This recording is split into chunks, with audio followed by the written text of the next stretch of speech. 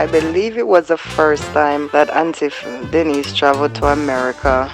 She came to visit me. The first time she saw me in earrings, and I had in some hoop earrings. She was looking at me from the side of her eye. That was when I was married, and she pulled me in closer to her and asked me, "Where are you going?"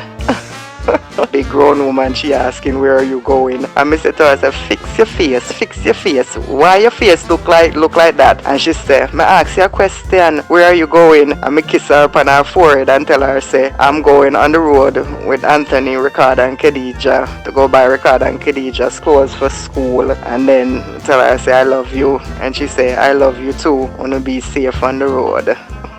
That's what came to me. God can, God will. Me know that. Yes. God never change. And he's the same yesterday. When I talk, it's the same God. Me a video though, so stay there.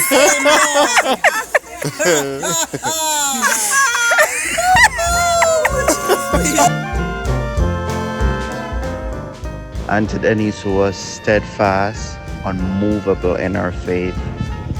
She was determined to hold out until the end, and that's exactly what she did. She wanted heaven to be her home.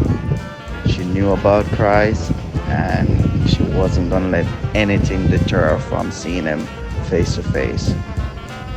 Aunty Denise, we love you, and we'll get to see you again one of these days.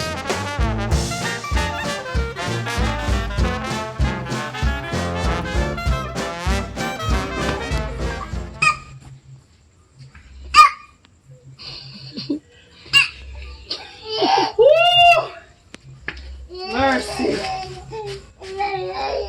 Brian, can't do that now. What? Can't do that now.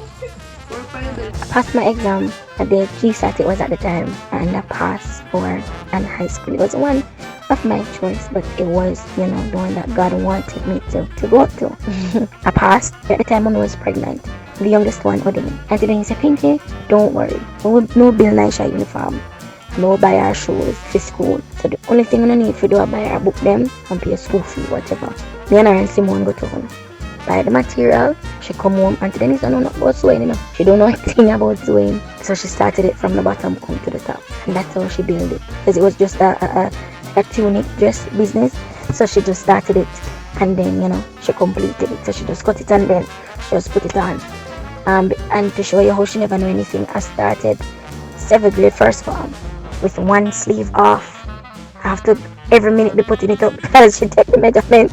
And even if she took the measurement, she still take wrong measurement. Went to town, we got on, she buy her school shoes look like, one of the soccer ball shoes. But because me never want to disappoint her and she love it so much, I said, "Nah, this would have fit you good and this strong and it will serve you." I don't know whatever.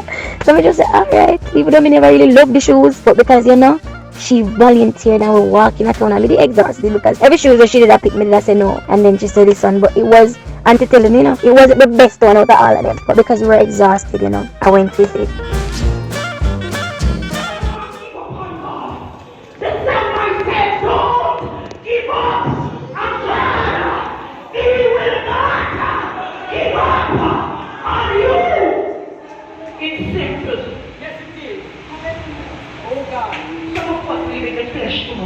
Yes.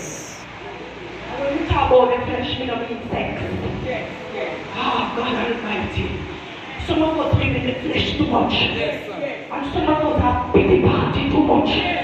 Lord, we can't do this because of this, and because of that, and because of that, and because of that. But you need to press beyond that and touch the hem of his garment.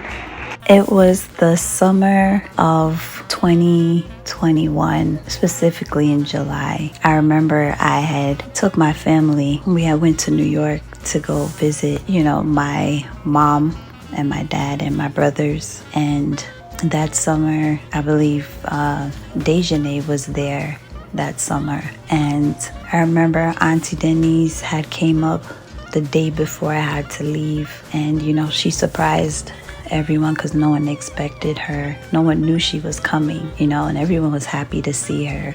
and stuff. And next day, it was time for my family and I to go back home to Georgia. And, just knowing that I'm leaving my family, my brothers, my mom, my dad, my aunt, I haven't seen them in so long, it was overwhelming. And, it was really overwhelming. And I sat down beside Aunty Denise and she hugged me up and she just looked at me and she just smiled. She hugged me up and she smiled and she said, "Don't worry, it's going to be okay. It's going to be okay.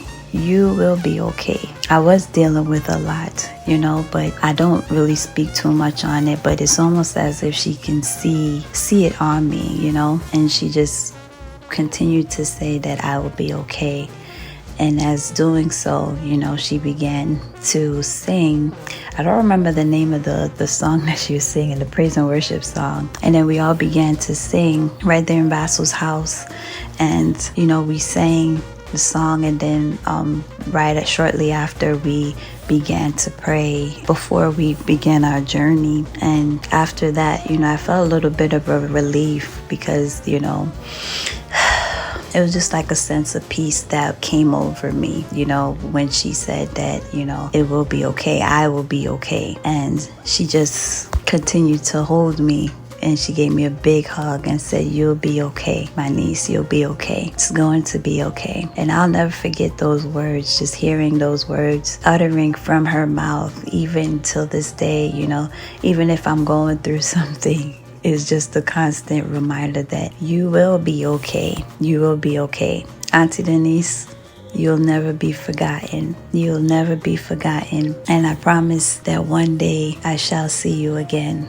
We will meet again. We will meet again. I love you, Auntie. Let me tell you something. Sit with Jesus. Do not, don't ever take the leftover. Sit with Jesus. Do not take the leftover. God has better than that for you. What are you doing, Kalila? I'm making them.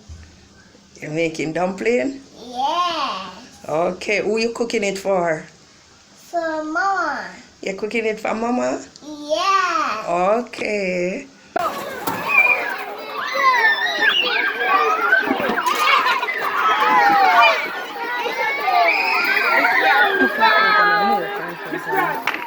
Everybody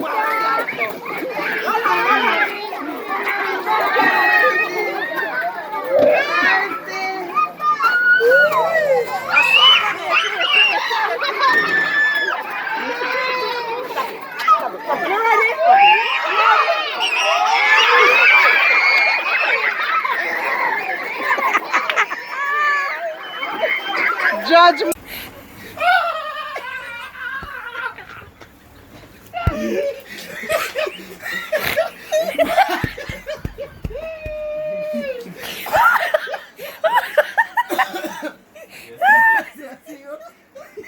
See you.